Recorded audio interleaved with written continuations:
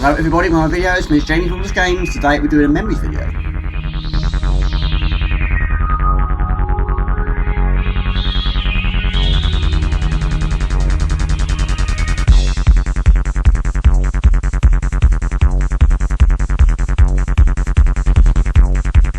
Okay, this is an idea I thought about yesterday while I was at work. The other day I had an email from Sean P and he told me the PlayStation 1 has just received its 30th anniversary. Cannot believe it's been that long, it's insane. But what I'm going to try and do for this video is basically do a memories video. I'm going to relive how it all begun with me with the PlayStation 1, which in my case was 1997. I got my PlayStation Boxing Day in 1997. I'm going to relive the first 10 games I played. So yes, it's going to be a top 10, but of course it's going to be from 1 to 10, not 10 to 1. We'll start off with number 1 on the list, PlayStation memories video. Let's go. Number 1. It's still so weird seeing Psygnosis and Psygnosis' label as well as Reflection's label on a PlayStation 1 game. I've seen it so many times on the media. I'm sure you know what it is by now, but this was actually how it all began with me. This was the first game I saw and played on the PlayStation.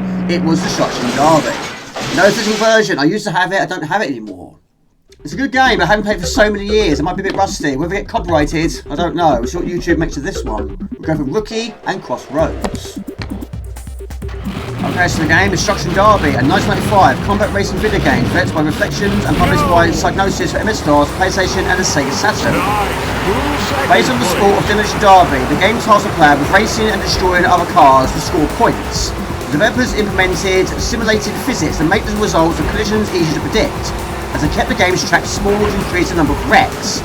Critics found Destruction Derby enjoyable and praised its graphics and car damage system. Although the Sega Saturn released mixed reviews, the game started the Destruction Derby series beginning with 1996 Destruction Derby 2, which I have got.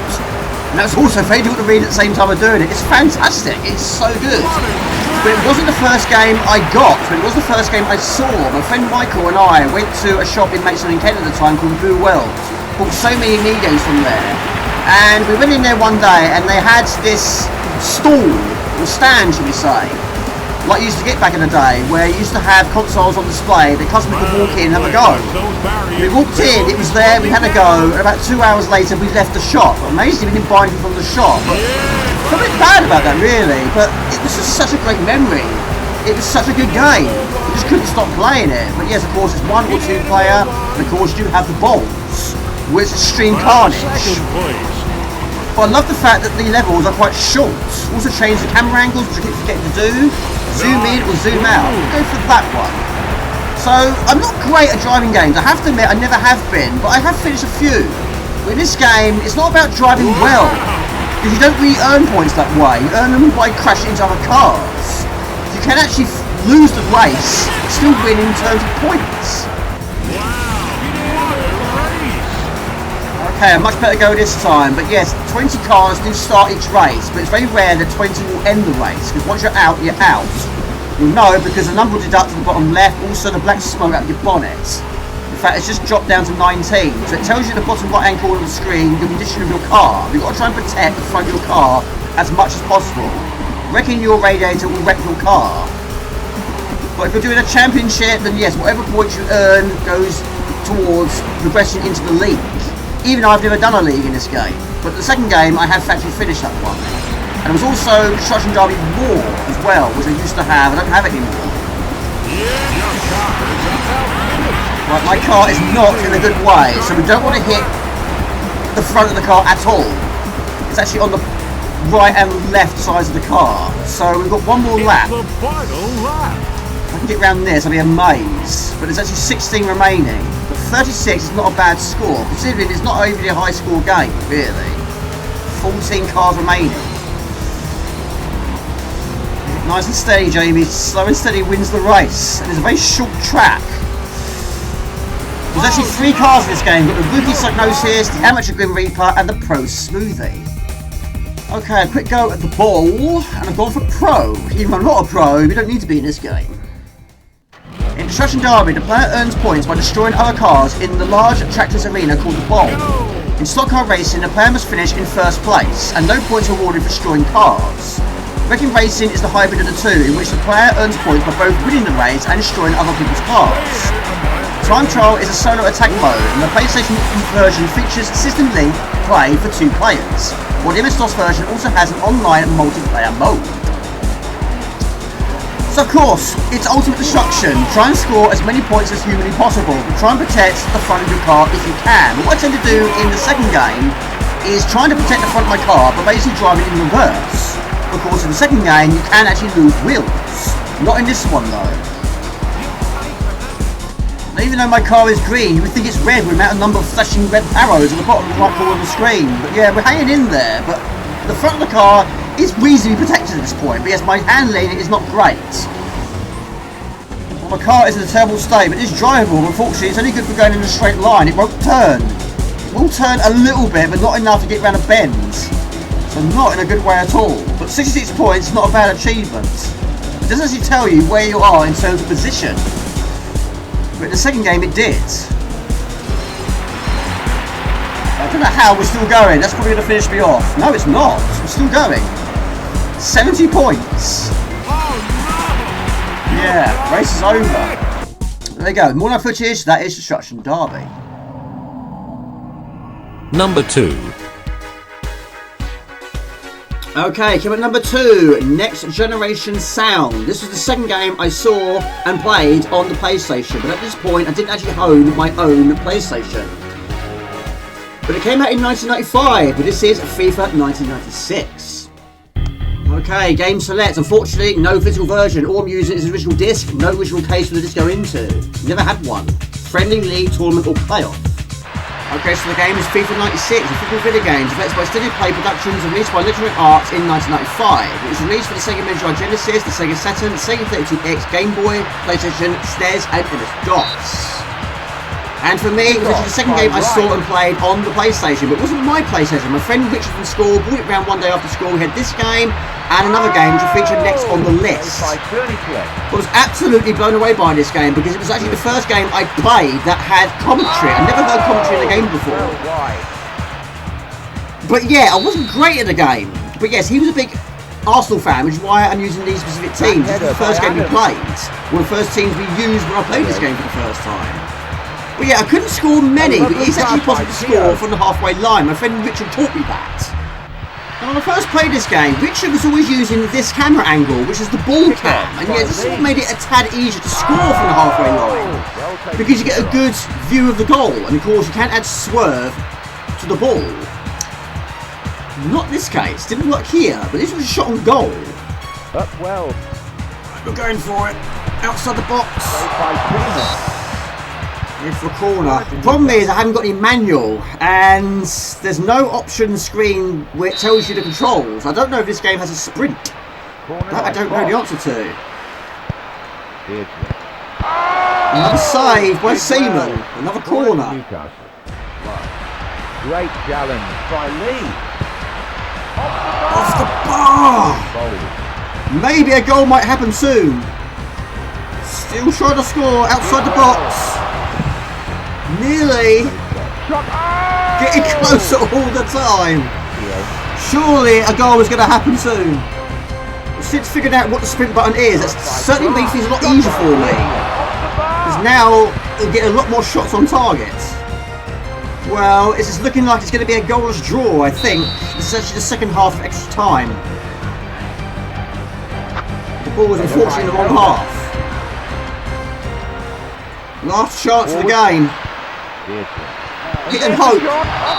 Off the bar again. There we go. Goalless draw. Newcastle 0, Arsenal 0. Number 3. Okay, number 3 goes to a game I haven't played for about 20 years. It's been a very long time. It's actually the third game I saw and also the second game that Richard brought round. I had heard of the game, but I'd never seen it before. Copyright 1995, Namco Limited, all rights reserved. Right, player select screen. After playing so much on Tekken 2 and 3, it's weird to only see 8 characters. Will be Yoshimitsu. Okay, so the game is Tekken, a 1994 fighting game, developed and published by Namco, which was released in arcades and ported to PlayStation home console in 1995. One of the earliest 3D polygon-based games on the genre, Tekken was Namco's answer to Virtual Fighter. The game is developed on a purpose-built, low-cost, system-level board based on the PlayStation hardware. It's fantastic. Really good game. Great to go back to. This was the third game I saw and played, and the second game that Richard had brought round. And after playing 2 and 3 for so many years, it's weird to go back to a game like this. It's so basic, but still looking so good and sounds so good as well. But you press the select button on the controller, which we've done, it changes the camera angle. I don't remember that. I really don't. The win for Yoshimitsu.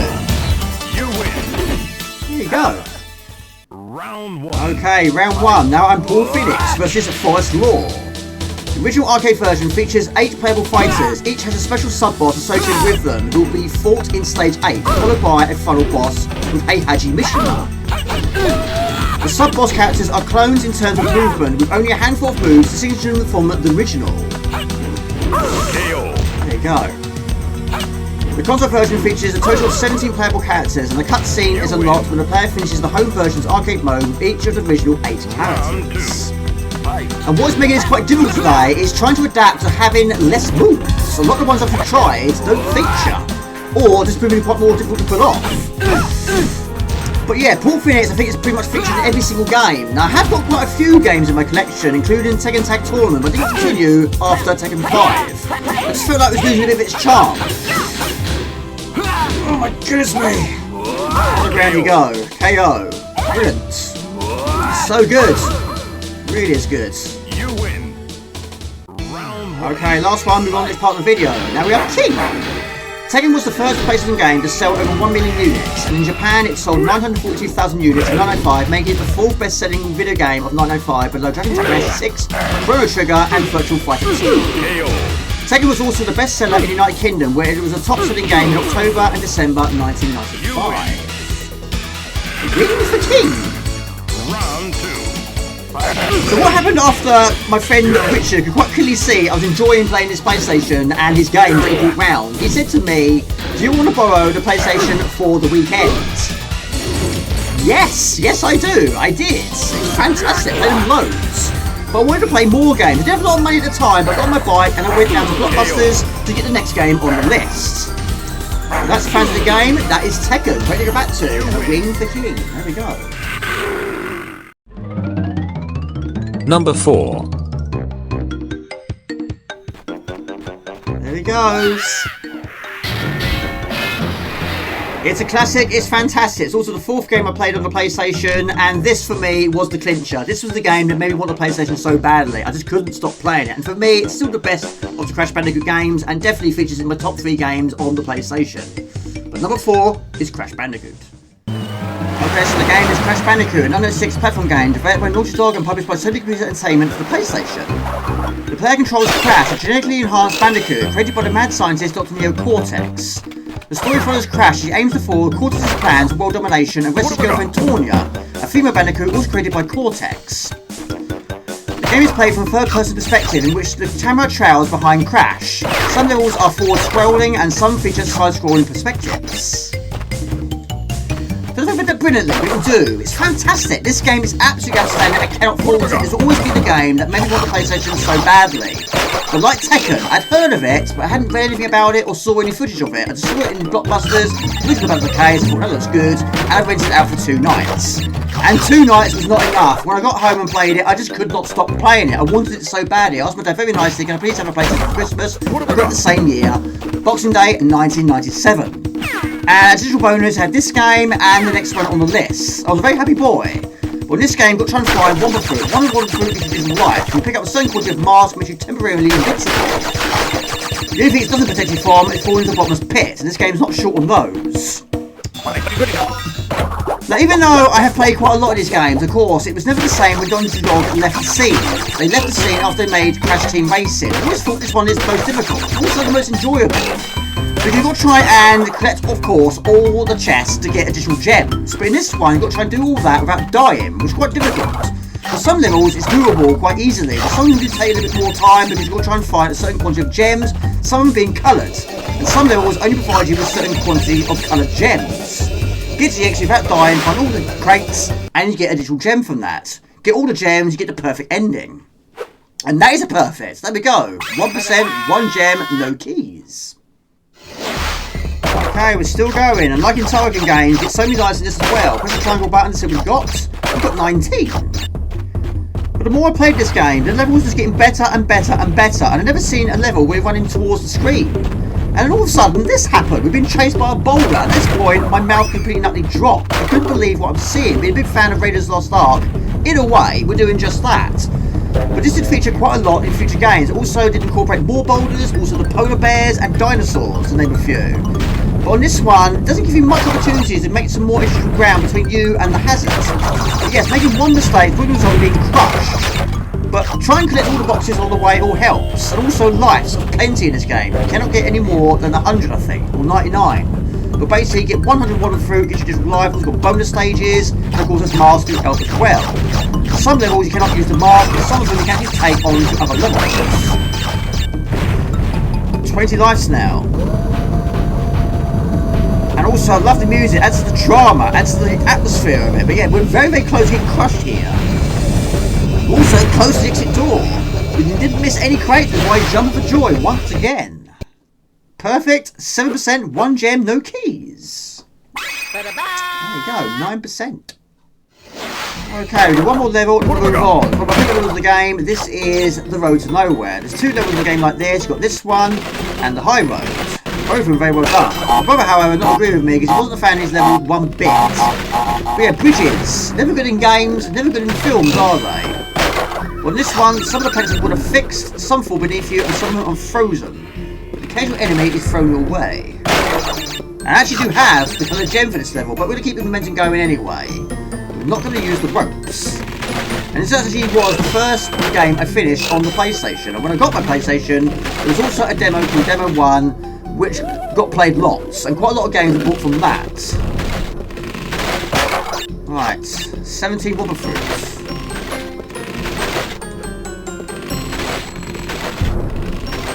Yeah, after Naughty Dog left the scene, after making Crash Team Racing, there were a few games that were made by other companies, and some of them I've finished, some I've finished and kept, and some of them I've finished and sold. The Breath of Cortex on the PlayStation 2, I finished that, and kept that. Crash of the Titans on the Xbox 360, I finished that, then I traded it in. But the remakes of Crash Team Racing and the original 3 were very well done, and some levels in this one, they made it even more difficult. The jumping was a bit more difficult in the game. Right, now we're sliding around, we've got 37 lives. Right, wait for the right time to make your move. Right, checkpoint. Right, now we need additional help. Hold the fire button down for additional jump. There we go, you hear the exits. I can see the exits. I'm evading fell to our death. There you go, more footage, that is Crash Bandicoot. Number 5. Okay, Boxing Day 1997, I got my PlayStation 1, also got Crash Bandicoot 1, and also I got Destruction Derby 2 as well. Basically, my dad bought it from Argos. 2 very good games, 2 games I desperately wanted. Destruction Derby 1 was great, 2 was even better. This one got played so much more, but this is actually one of the few driving games I've actually finished. Okay, so the game is Destruction Derby 2, a 1996 combat racing video game, developed by Reflections, published by Psygnosis for the PlayStation and Microsoft Windows. The sequel to Destruction Derby, developed by the same team, players race for the goal of winning points by damaging opponents' cars. Standard races and matches based in arenas with the goal of remaining the last player driving are also available. It's absolutely fantastic. Difficult though, a lot more difficult than the first, but this is actually the only one of the 2 I've actually finished. Even brother did play this one quite a bit, but there's a few things they incorporated in this one and didn't do in the first. And one of them is flying through the air. And also you can actually flip your car. In fact, in the first game you can't actually leave the road at all. Your 4 wheels are always firmly on the ground. But in this game, it actually is possible to lose 2 wheels. You can still drive, but when we're getting very far, it's pretty much undrivable. Like the first game, you also do have 20 cars at the start, but it's very rare that 20 will end the race. But they did also incorporate the pit lane. It gives you a very brief time to fix your car, but also the levels are longer, the cars are faster, and there's only 2 camera angles in this one. So at the moment of time, considering all that has been going on, we're actually in 7th position, which is not too bad. But yes, I do tend to drive quite a lot in reverse. You can drive almost as fast as going forwards, you can go backwards. But driving backwards, yes, it's chaotic, but it will protect the front of your car. And we're going about 230 miles per hour. And also, only 3 cars in this one as well. Watch it! With amateur, rookie, and pro. There's actually parts of this track. People I was always trying to do a little bit of showboat, trying to flip the car and land the right way up. Did it a few times. Like that. Fantastic. There we go. But we do need to go into the pit lane. Even more so now. It's smoking. But you do have a very, very brief time to fix it.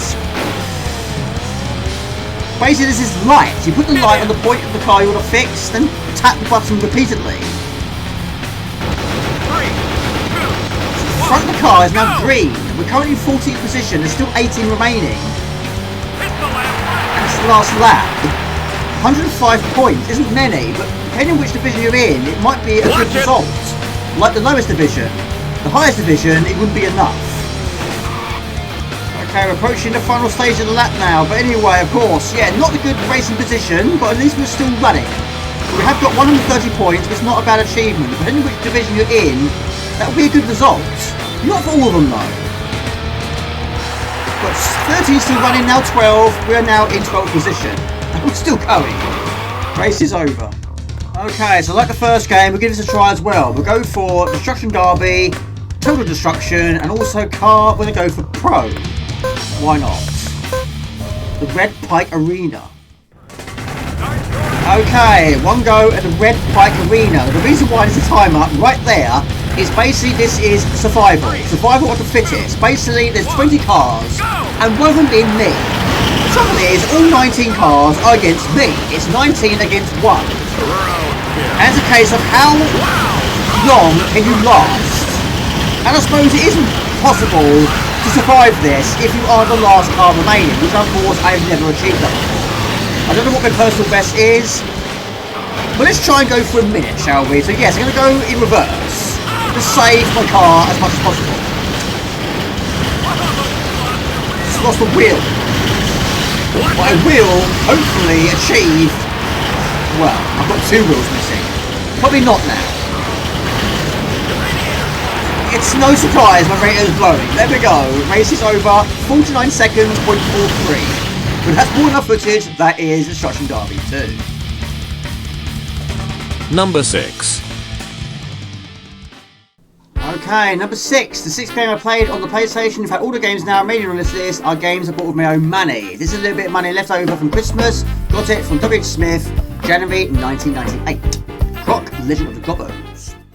Okay, so the game is Croc, Legend of the Gobbos, 1997 platform video game, developed by Argonaut Software and published by Fox Interactive. Another example of 3D platform games, Croc was released for PlayStation, Sega Saturn and Windows. Taking place on a fictional setting of Gobbo Valley, Croc, Legend of the Gobbos follows a young crocodile named Croc, who sets out to rescue his adopted family, a group of furry creatures known as the Gobbos, from the evil magician Baron Dante. And it's absolutely outstanding. This is actually the 3rd game I finished on the PlayStation. The first one was Crash Bandicoot. Okay, start the game off with 2 lives. So these gems work in the same fashion as the rings inside the hedgehog. One of them gives you additional life. Take damage with them, it works as a little hit. Take damage with them, you lose them. Take damage without them, you die. And it won't protect you from falling in the bottomless pit. But like in Crash Bandicoot, you're also going to find a certain quantity of coloured gems, which work towards additional secrets. And also you can earn additional lives along the way by picking up a heart. Rescue Gobbos along the way, all helps. Platforms will go back in place, and certain enemies will also be spawned, and the game will also have boss battles. It's so good, really is good. Okay, return to the outside world. 3 coloured gems, 3 gems, and 28 in total. Okay, got 3 lives in tap. The levels are actually quite long, but I can't remember. It might have actually been money, or it could have actually been a gift voucher I spent in WH Smith. But it didn't actually have a large selection of games. But it had this stand. It was actually right in front of the door, and it grabbed my attention immediately. But at this point, I hadn't bought any PlayStation 1 magazines. I wasn't going by screenshots in magazines or reviews in magazines. It was going by the case, and looked all around the case. It just grabbed my attention. Right, so of course in this game also your character has the ability to slam. And that can gain you anything from additional gems or crystals, as well as hearts, and also rescue you in additional gobbos. So that's actually the exit, but we're not done yet. We're trying to find all of the secrets and rescue all the gobbos. That's number 4 now. But yes, enemies do respawn. You attack them with your tail. I suppose there are some aspects to Mario Brothers. The game initially started development shortly after the successful relationship with Argonaut and Nintendo, with the former creating the prototype for the SNES called the Super FX that was used in games such as Star Fox to display 3D polygon environments. It was first pitched to Nintendo as a prototype for a 3D platform game in which the player controlled Yoshi from the Super Nintendo Mario series. It was ultimately rejected by Nintendo, ending the relationship and promptly Argonauts to retool the game as original property. The game's characters and mechanics were designed by Simon Keating in his first ever video game project. My goodness, that was difficult to read. Okay, we find the coloured gems, we find the coloured gem door, and we go for the door, which takes us to the bonus stage, which allows us to get more additional keys by using the jelly. But yes, the controls are a bit difficult at first, but yes, I did struggle at first, that and the running, but it's still a really enjoyable game. In fact, it is one of my favourite games on the PlayStation. Right, another gobbo for our collection, and there is another life as well. Fantastic. And there's our gong. No door, just a gong. So we've got 6 gobbos, 4 lives, and any gems you find are then stored now to help with additional lives. Right, level 1B2. Fight Night with Phoebe.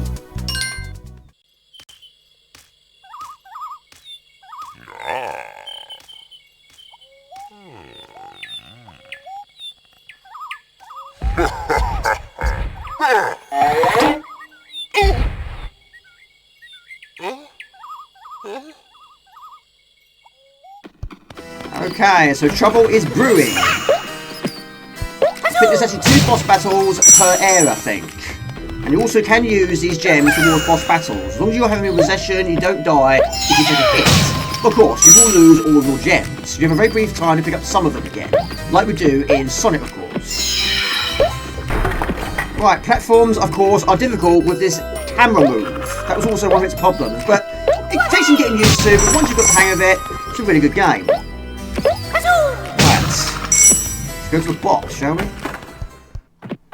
Croc Legend of Gobbos received average reviews from critics. Praise went towards the game's visuals, music and sounds, while criticism was towards the controls, the camera and the lack of innovation. There it goes. It went on to become one of Argonaut's most successful releases, selling over 3 million copies for the PlayStation. Right, boss battle. What you basically got to try and do is wear him out. Each time you attack him, he will attack you with additional each time. So it takes longer each time. The sequel to the game, titled Croc 2, was released in 1999. Which I have played. It was good, but not as good. Right, so now he's got 3 attacks. Yeah, quite a lot of bosses are based around this.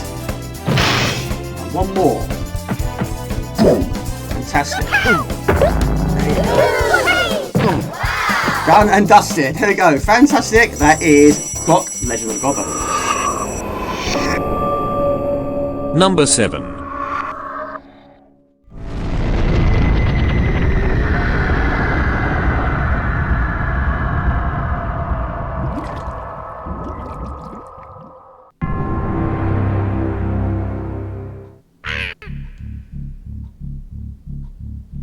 Hello. There we go, number 7, the 7th game I played on the PlayStation. It wasn't long after Croc Legend of the Gobbos that I buy this one, and it was due to Demo 1. There's a demo on here, and I played it so much. I bought this one from Woolworths. What I paid for it, I cannot remember. But this is Oddworld Abe's Odyssey. Okay, so the game is Oddworld Abe's Odyssey, a platform video game developed by Oddworld Inhabitants and published by GT Interactive. It was released in 1997 for the PlayStation, MS-DOS, and Windows. A Game Boy version was released as Oddworld Adventures, released in 1998. The game centers around Abe, a Mudokon slave at a Ratchet Farms meat processing factory, when he discovers that he and his fellow Mudokons will be slaughtered to make a new product. Abe decides to escape and liberate as many enslaved Mudokons as he can. The player assumes the role of Abe as he attempts his perilous quest to emancipate his downtrodden people. Very difficult to read at the same time I'm doing it. It's absolutely fantastic. After playing the demo so much, I couldn't wait to get the full version. This was actually the 2nd game I finished on the PlayStation. But unfortunately, you've got to try and rescue a certain quantity of Mudokons to get the true ending, and I failed to do that. I got the bad ending.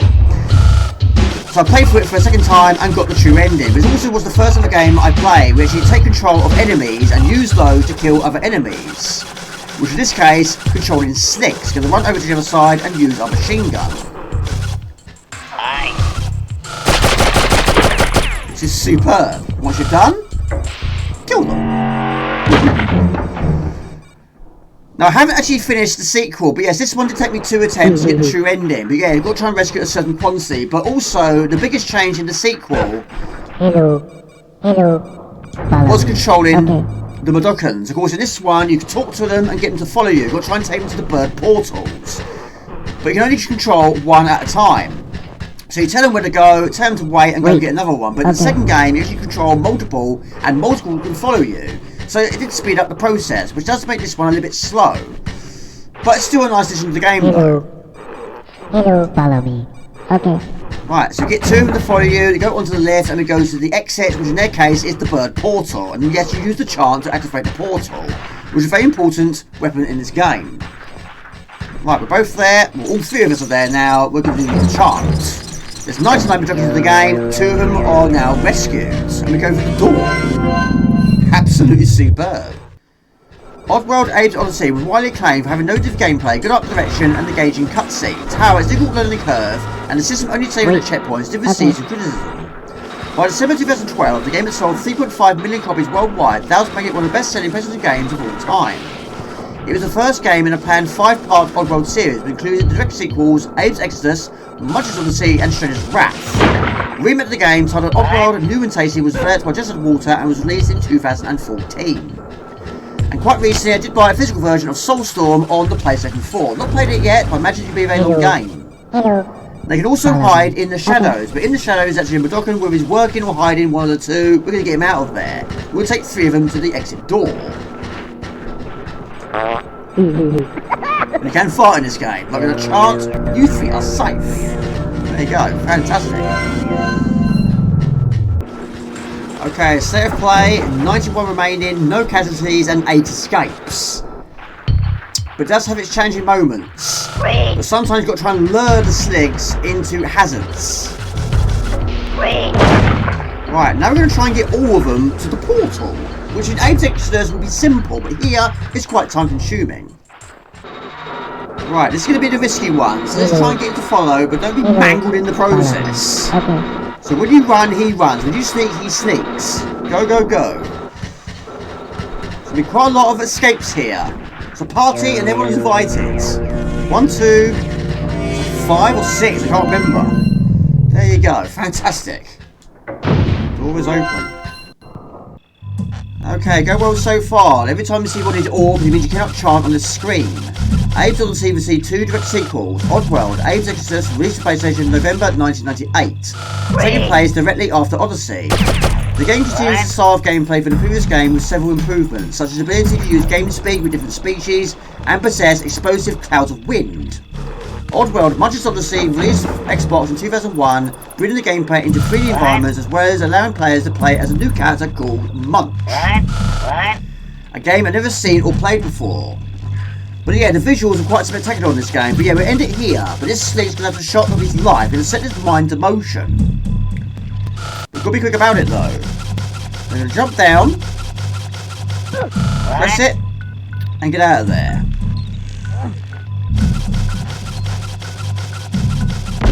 There we go, 1 dead slig. But there we go, more on footage. There's Oddworld, Abe's Odyssey.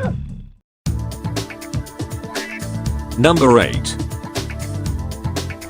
Okay, next one on the list is another game that also did feature on Demo 1, was why I played it so much. This is Porsche Challenge, bought it originally from Electronics Boutique. Got close on a number of occasions, but never finished this one. Okay, so the game is Porsche Challenge, a 1997 racing video game developed by SAE Studio Soho and published by Sonic Entertainment for the PlayStation. The player and computer control cars in the game consist of Porsche Boxsters. The game receives mixed critical reception.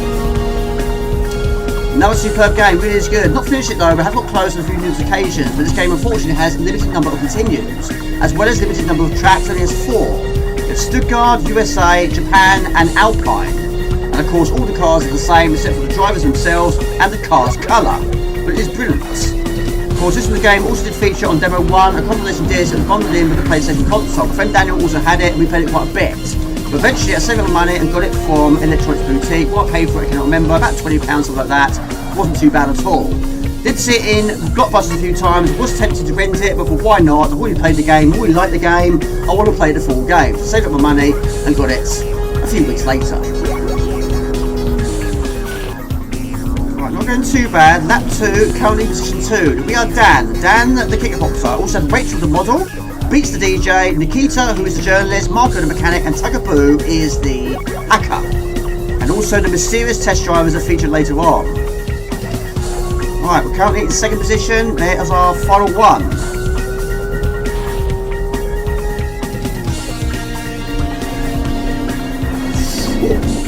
Why not?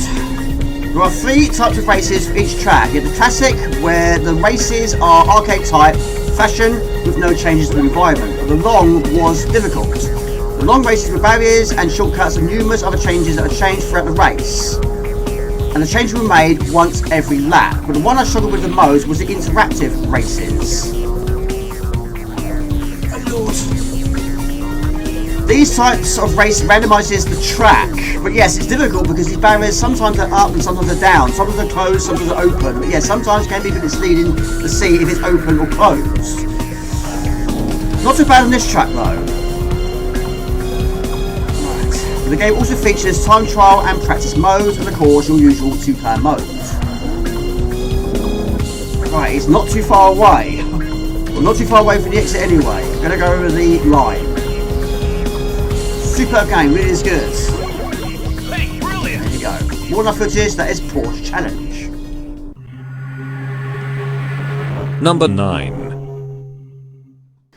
Okay, move over to number 9. The 9th game I played on the PlayStation and the 4th game I bought after getting my PlayStation in 1997. This is a game which I did rent out originally from Blockbusters. This is Mortal Kombat Trilogy. Okay, this game has a grand total of 32 characters that are playable. Gonna be Striker. Combat zone is the tower. And speaking of towers, where are we gonna go? Novice, warrior, master or champion? I'm not that good at the game, we'll go for novice today. Excellent. And it's Striker versus Reptile. Okay, so the game is Mortal Kombat Trilogy, a fighting game released by Midway in 1996, and the second and final update to Mortal Kombat 3 for the PlayStation, Nintendo 64, Sega Saturn and PC. It features similar basic gameplay systems and the same story as Ultimate Mortal Kombat 3, but adds characters and stages restored from Mortal Kombat and Mortal Kombat 2. New additions to the game include the aggressor bar, and the brutality mechanic was introduced with this installment. The game was met with positive to mixed reviews upon release. Again, it should be doing the read at the same time I'm doing it. It's absolutely fantastic. Me and my brother played this loads back in the day. In fact, I did rent it for Blockbusters first, but yeah, unfortunately, I didn't have the money at the time to buy it. So again, like Porsche Challenge, there was a bit of delay until I got the full version. Or my own version, should we say. But we are Striker on the left, Reptile on the right. I'm going to try and end it with a fatality, shall we? Finish him. Kaboom! But there we go. Absolutely fantastic. Played it with a few friends from school as well. Brilliant game. Of course, 32 players in total. Mortal Kombat Trilogy introduced the aggressor bar, which fills as characters fight, twice as much as the opponent is blocking. Once the bar is filled, it grants characters fast movement and greater attack damage for a short period of time. Many characters gain additional special moves. Some were simple edits of existing moves, such as Strikers throwing 2 grenades instead of 1, while others were unused animations never implemented in their intended previous games. Right, now we're Scorpion on the left, Ermac on the right. This is the Pit 2, and of course in this game you had the running skill, and also you had combos thrown into the mix. So we'll go for his classic fatalities, shall we? There we go. Toasty. So of course in this game we've got the fatalities, brutalities, babalities, friendships, stage fatalities and animalities. And that is a fatality for Scorpion. Okay, Smoke versus Sector, and this is Scorpion's lair. You can knock them through the ceiling. Mortal Kombat Trilogy introduced the brutality finishing move, which consisted of repeatedly attacking your opponent to explode. This was incorporated in the Mega Drive and SNES ports of Ultimate Mortal Kombat 3, which was released the same month as Mortal Kombat Trilogy. All the battle arenas that featured in Mortal Kombat 2, 3 and Ultimate Mortal Kombat 3 are available in Mortal Kombat Trilogy, and only 4 backgrounds in the original Mortal Kombat were featured: the Courtyard, Goro's lair, the Pit and the Pit Bottom. Right, going well so far. Right, let's try and get some decent combos. That helps towards your aggressor. I'm going to try and end it with another fatality. Quite a well-known one as well. Of course, Smoke was a hidden character in Mortal Kombat 3, as was Reptile in 1 and Jade in 2. But there we go, he blows up the entire planet. Smoke wins. Fatality. Okay, we do one more and we go on to the final stage of the video. Now I'm Sub-Zero, who features in most of the Mortal Kombat games. Now Jade was a difficult one as well. There was quite a lot of fighting games. There was one specific character that did put up a bit of a fight. And in the first game, there wasn't really many that really sort of gave me a lot of problems. But in the second game, it was mostly Katana. In Shadow Fighter, it was Toshio. And in Street Fighter 2, depending on which version it was T-Hawk. But Jade was quite difficult as well. And of course, she was a hidden character in the second game. But yeah, she has the high, mid, and low boomerang, the shadow kick, the second chance, and the projectile invincibility. It's basically, she'll avoid any projectiles you throw at her. It's basically going straight through it. But yeah, that was difficult sometimes in the later levels, because the difficulty in this game to shoot up quite significantly. After beating the PlayStation version of the game, the final message of the credits says Mortal Kombat 4 coming in 1997. The PlayStation version of the game exhibits a number of bugs played on the PlayStation 2 and PlayStation 3 console that causes the game to freeze at certain points, which I have experienced. Using the same disc on the PlayStation 2, it did freeze at some point, and quite early on as well. And that is a brutality, but there we go. So many body parts. Brutality. A win for Sub-Zero. More no footage though, that is Mortal Kombat Trilogy. Number 10. Street Fighter EX plus Alpha. There we go, I didn't have to say anything on that one, it said it for me. The 10th one on the list, the final one on the list, because this is an amazing game, Street Fighter EX plus Alpha. Bought it from Woolworths, £39.99, I paid for it. Coming number 10. Okay, so many options in this game. Arcade versus Team Battle, Time Attack, Survival Practice, Watch, and Option. We'll go for Arcade. Okay, decisions. And like in Tekken, let's go further afield.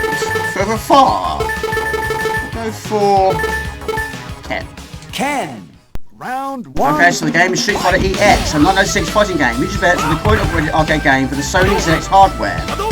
It's a spin-off of Street Fighter series, co-produced by Capcom with Eureka, and the first game in the series to feature 3D polygon graphics, although it retains its 2D plain gameplay.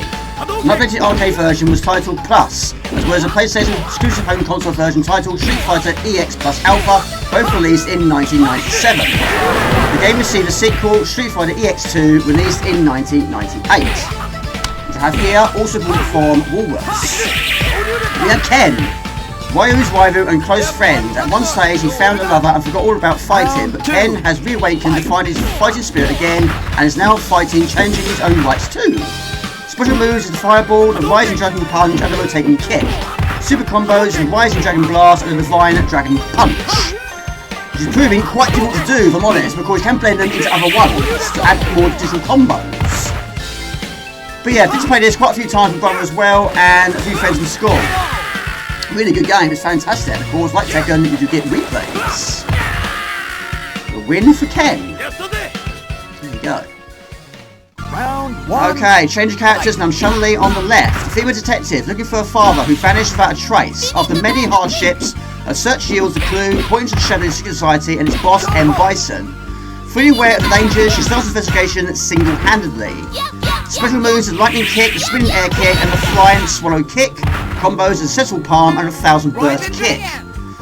And Alan, I believe it was his first appearance in Street Fighter. Explosive moves are the Soul Force, the Rising Dragon, and the Justice Fist. Combo is the Fire Force and the Triple Break.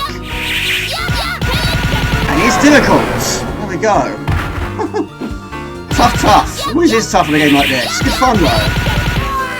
I did hesitate with this game. I kept seeing it in Woolworths, and I just kept thinking, is it going to work in 3D? I'm not used to a Street Fighter game being in 3D.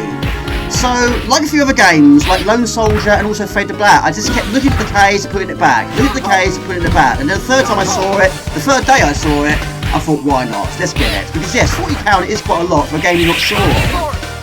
But, of course, it was fantastic. I really enjoyed it. And, of course, the second game was good. Also got the one on the PlayStation 2, which was EX3. That was good, but nowhere near as good as this, in my personal opinion. Right. Let's put an end to it, shall we? Super combo. There we go. 5 hits. There we go. The more the better. It all helps. Win for Chun-Li. Okay everybody, that's more than enough footage. That is the first 10 games I played on the PlayStation in the order I got them, which ties in with the 30th anniversary of the PlayStation 1. If you like what I do, please like and comment, and I hope you catch you on the next one. Until next time, take it easy. Ciao, bye. See ya.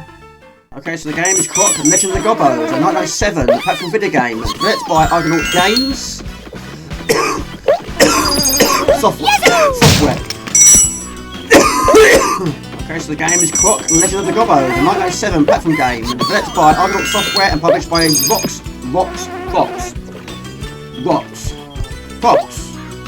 Okay, so the game is Croc, Legend of the Gobbo, the 1997 platform video game, developed by Outtakes Software and published by... I did not want to do that. Okay, so the game is Croc, Legend of the Gobbo, the 1997 platform video game, developed by Outtakes Software and published... Jamie, what are you doing? What are you doing? Okay, so the game is Croc, Legend of the Gobbo, a 1997 platform video game developed by Outtakes Software and published by Fox Interactive. Another example of 3D platform games, Croc was released on PlayStation, Sega Saturn, and the Windows. Not Windows, the Windows. Okay, so the game is Croc, Legend of the Gobbo, a 1997 platform game developed by Outtakes Software and published by Fox Interactive. Okay, so the game is Croc, Legend of the Gobbo, a 1997 platform video game developed by Outtakes Software and published by Fox Interactive. Another examples. Okay, so the game is Oddworld 8 Odyssey, a platform video game developed by Oddworld Inhabitants and published by GT Interactive. It was released in 1994-7. The player assumes the role of Abe as he attempts to Pella's quest to emancipate his downtrodden people. It was released in 1997 for PlayStation, MS-DOS, and Windows. A Game Boy version was released as... Okay, expert mode. This is how we unlock more digital characters. So basically, you've got to try and do the move that it tells you to do. No time limit, of course. That's a good thing. 4 out of 4, 3-hit combo. 4. There you go. And you can lose a maximum of 2 wheels. Which, believe it or not, that's strange spinning. It's still going. Like a record, baby.